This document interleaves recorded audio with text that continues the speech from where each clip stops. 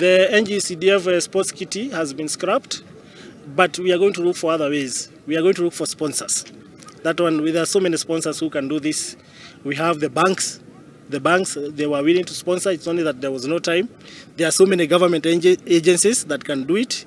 Me and Mheshimiwa Nyutu here and Mheshimiwa Betty, we are not going to fall short of sponsors who can be able to give trophies, presents, and also we can be able also to chip something small from our pocket, so that ili tuweze kukuza talanta. Na hii talanta najua iko hapa mathioya peke yake.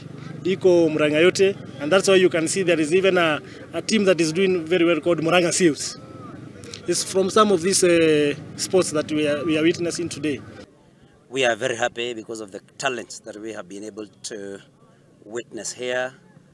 We can only encourage him and other leaders to grow these talents. As he has rightly put it, sports keep our young people away from intoxication, away from alcohol, away from drugs, and it also makes them have, be physically fit. Na kio kirafu kia Mercury Club nikio kiyukitie uhotani na